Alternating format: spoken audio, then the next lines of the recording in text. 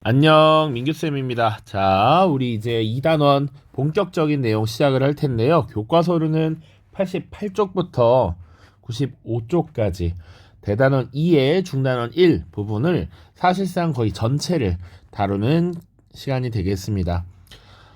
영상은 한 3개 정도로 나누어서 나갈 것 같고요. 프린트로는 31차 시부터 조금 많이 나가면 34차 시의 일부 내용까지 다루게 됩니다. 자, 그래서 이제 2단원은 우리가 흔히 개항기라고 표현하는 시기이고요. 이 개항기라고 하는 것은 일단 단순하게 표현하면 우리가 그 표현에서 알 수 있듯이 항구를 열었어. 그 전까지만 하더라도 우리가 문을 닫고 있었다가 항구를 열고 외국과 무역, 통상이라고 하는 것을 진행을 한다라는 것, 그것을 기본으로 두고 보도록 하겠습니다. 자, 그래서 가장 먼저 봐야 될 것은 소단원 1, 서양 세력이 아시아에 접근하다라는 거야. 그래서 서양 세력이 아시아에 왜 접근했는지, 어떤 배경이 있었는지를 간단하게 국제 정세를 살펴보는 것이고요. 그리고 아시아에 접근하면서 사실은 우리나라보다 먼저 중국, 청나라와 일본에 접근을 했습니다. 그리고 중국과 일본이 문을 열게 되었다라는 그것을 봐야 되는데, 그 배경에 있었던 것이 바로 첫 번째로 우리가 다뤄야 할 제국주의라고 하는 개념입니다. 여러분들 2단원 들어오니까 중학교 3학년 때 배웠던 내용 어느 정도 머릿속에 많이 남아 있어서 조금 더 행복했던 것 같아요. 자, 이 제국주의라고 하는 것은 기본적으로 그 근간 시작을 18세기 후반에 있었던 산업혁명으로 들 수 있습니다. 자, 산업혁명이라고 하는 것이 성공적으로 진행이 되면서 점차 자본주의 경제 체제가 확립이 되었고, 자, 그리고 이제 공업이 굉장히 급속도로 발달을 하게 되죠. 그 과정에서 이제 과도한 생산이라고 하는 것, 그리고 국력의 비약적인 발전, 이런 것들이 같이 나타나게 됩니다. 자, 그러면서 이제 다양한 측면에서 제국주의라고 하는 것이 싹트게 되는데, 먼저 제국주의가 뭐야라고 먼저 이야기한다면, 강력한 이 산업혁명 이후 경제적인 발전을 하게 된 몇몇 선진 국가들이 이 자본과 이런 무력들을 앞세워서 약소국을 침략하고 식민 지배하려는 경향, 이런 것을 제국주의라고 할 수 있겠습니다. 그 배경에는 정치, 경제, 사상적으로 여러 가지가 작동하게 되는데, 첫 번째로는 이 민족이나 국민을 국가의 단위로 삼는 국민국가의 등장이라는 것입니다. 자, 그래서 이제 유럽에서도 여러 민족들이 막 나뉘어서 살고 있었던 것이 통일된 국가가 등장해요. 그러니까 물론 전통적으로 영국이나 프랑스 같이 전통적으로 하나의 국가로서 성장해온 나라들도 있지만, 사실 여러 개의 작은 국가들로 쪼개져 있었던 이탈리아라든지 독일 같은 나라가 통일을 하게 됩니다. 자, 그리고 그러한 과정에서 우리 민족과 다른 민족을 구분하는 이런 배타적인 성향 혹은 침략적 성향이 나타나게 돼요. 이런 것을 바탕으로 또 경제적인 측면은 어떠했느냐? 독점 자본주의가 발달해 산업혁명 이후 몇몇 기업, 몇몇 국가가 금융, 자본을 독점하는 이런 모습들이 나타난다. 그래서 소수의 거대 기업이 시장을 완전 장악하고 독점하는 모습. 사상적으로는 과학에서 적용되던 진화론을 사회에 적용해서 강한 사회, 강한 국가만이 살아남고 약한 국가는 도태된다라고 하는 거야. 진화론에서 사용되는 개념인 이 약육강식을 사회에 적용하는 것이죠. 그러니까 적자생존이라고 하지. 적자생존. 강한 것이 살아남는 거야. 환경에 적응하는 자만이 살아남는 거야. 이런 것들이 기본이 되었다라고 보시면 되겠습니다. 그리고 인종주의라고 하는 것도 나타나지. 인종의 우열을 가리기 시작해. 그래서 백인종이 황인종과 흑인종에 비해 우수하고 그들은 열등하기 때문에 우리가 이를 근대화 시켜야 해라고 하는 뭐랄까 인종적 우월의식, 이런 것들이 제국주의라고 하는 것으로 영향을 주도록 만드는 요소이다. 그래서 제국주의라고 하면 선발적으로 산업혁명에 성공한 이 강한 나라들이 상품 시장 확보, 그리고 값싼 원료와 노동력의 확보, 잉여 자본의 투자를 위해서 약소국을 식민지로 삼고 침략하려는 것, 이것이 제국주의다. 그래서 주로 유럽 지역에서 이 산업혁명이 성공적으로 일어났기 때문에 유럽, 그리고 예를 들면 또 미국, 이런 나라들이 후에 아시아 지역을 침략적으로 먹으려는 이런 모습들이 나타나고 있지. 유럽이 중심이 되었다. 영국, 프랑스, 독일, 이탈리아, 스페인, 에스파냐 등등입니다. 자, 이런 유럽 세력은 사실은 아시아 지역 그리고 아프리카 지역에 많이 등장을 하게 되는데 우리나라도 예외가 될 수 없었다라는 것이죠.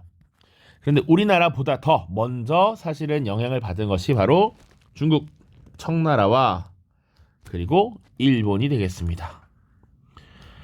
자, 청나라는 사실은 이 광저우라고 하는 지역을 중심으로 여기서만 외국과 교역을 하도록 했었는데 이런 것들이 서양 세력을 만족시킬 수가 없었습니다. 서양 세력, 특히 영국, 프랑스 이런 나라들은 중국의 큰 시장을 확보하고자 노력했어.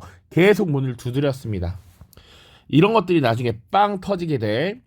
이걸 자세히 설명하면 중국의 역사가 되기 때문에 어쨌거나 우리는 간단하게 하고 넘어갈 겁니다. 자, 영국이 사실은 중국과의 무역에서 손해를 입는 모습이 나타났고 이것을 만회하기 위해 인도 지역에서 기른 아편을 밀무역합니다. 그러다 보니 중국에서 많이 문제가 생겨났고 이런 것들을 금지하게 되면서 영국과의 갈등이 시작된다. 자, 그래서 아편 전쟁이라고 하는 전쟁을 거치면서 지금 중국이 영국에 의해 문호를 개방하고 지금 근대화 정책을 추진하기에 이르죠. 뒤에 2차 아편전쟁 때 프랑스까지 가담을 합니다. 그래서 이 중국이 서양, 이 유럽 제국주의 열강의 강력함을 느꼈단 말이지. 그래서 본격적인 근대화 정책을 추진합니다. 그 근대화 정책이 바로 양무운동이라고 하는 것인데 자, 이 양무운동을 자세히 다루지는 않고요. 이 근대화의 방향, 오케이, 서양의 기술을 받아들여. 그 정신 상태가 어땠냐면, 그 기조는 어땠냐면 중국의 근본, 중국의 몸체는 그대로 두고 서양의 기술을 받아들인다 라고 하는 중체서용의 입장에서 양무운동을 추진합니다. 당시 한인 관료였던 이홍장, 진국본 같은 사람들이 있고요. 그리고 조금 시간이 지나서 일본도 개항을 하게 됩니다. 사실 일본은 이 에도 지역에 막부를 두고 무사들이 정권을 장악하고 있는 시기였는데 이 시기에 접근했던 것이 미국이야, 미국. 자, 미국의 함대가 들어와서 결국은 강제로 개항하게 됩니다. 그 이후 일본 내부에서는 막부를 무너뜨리고 천황을 중심으로 하는 신정부를 구성해 그 정부가 천황의 연호를 따서 메이지 정부입니다. 그래서 이 메이지 정부의 새로운 개혁 조치가 나타나. 그래서 그 근대화 정책 일련의 개혁을 메이지 유신이라고 합니다. 메이지 시기에 이루어진 새롭게 만드는 개혁이라는 의미야. 그런데 이 메이지 유신의 기조는 머리부터 싹 다 바꿔, 발끝까지 싹 다 바꿔, 근본까지 다 흔들어 싹 바꿔서 서양인처럼 되자라고 했던 겁니다. 그것을 문명개화 혹은 변법 자강 이렇게 표현을 하기도 합니다. 자, 그리고 나서 마지막에 이제 문을 연 것이 조선인데 조선은 어떻게 문을 열게 되나요? 바로 일본에 의해서 문을 열게 됐지. 일본이 문을 연 것이 사실상 1854년 그 위에 1858년까지 문을 열게 되고 조선이 문을 열게 되는 것은 1875년 76년이죠. 그러니까 일본이 어느 정도의 개화 정책, 근대화에 성공을 한 뒤에 자신들이 미국에게 당했던 그런 방법으로 지금 조선을 개항시키고 있다.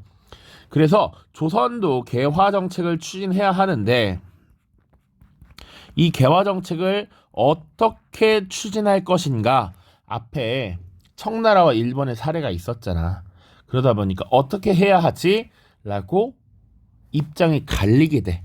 자, 개화파라고 하는 정치 세력이 성장하게 되고요.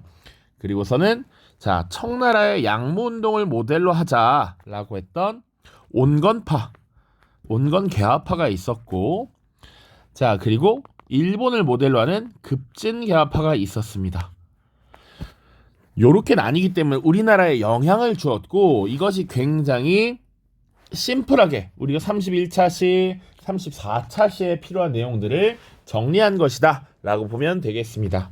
됐죠? 우리나라에 지금 영향을 미친 중국과 일본의 근대화 운동 요 정도로만 정리를 하면 충분하다. 알았지? 시간이 많지 않으니까 딱 요 정도만 정리를 하고요.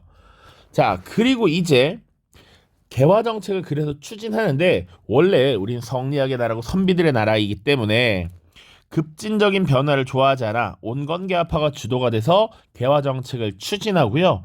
나중에 그것에 대한 불만을 품었던 급진개화파 세력이 이 온건개화파를 공격하는 정치적 사건이 발생합니다. 그 사건이 바로 갑신정변이라고 하는 사건이에요. 1884년에 있었던 일입니다. 요것은 뒤에서 또 다룰 겁니다. 자, 그러면 선생님 여기 넣어주신 미일화친조약, 미일소통상조약, 난징조약, 텐진조약, 베이징조약 알아야 하나요? 전혀 그렇지 않습니다. 자, 지금 여기 선생님이 필기해준 요 부분만 정확히 이해하면 우리가 뒤에 우리 역사를 공부하는데 크게 문제되지 않겠다. 그 정도로 보시면 되겠습니다. 자, 그래서 제국주의 세력의 침략, 그리고 동아시아에서는 어떻게 대응했는가, 동아시아의 근대화 운동은 어떠했는가 살펴봤습니다. 이제 우리가 드디어 문을 열고 어떻게 변화하는지를 쭉 살펴볼 텐데요. 문 열기 직전의 상황 다음 영상에서 보도록 하겠습니다. 자, 모두 고생 많았습니다. 안녕.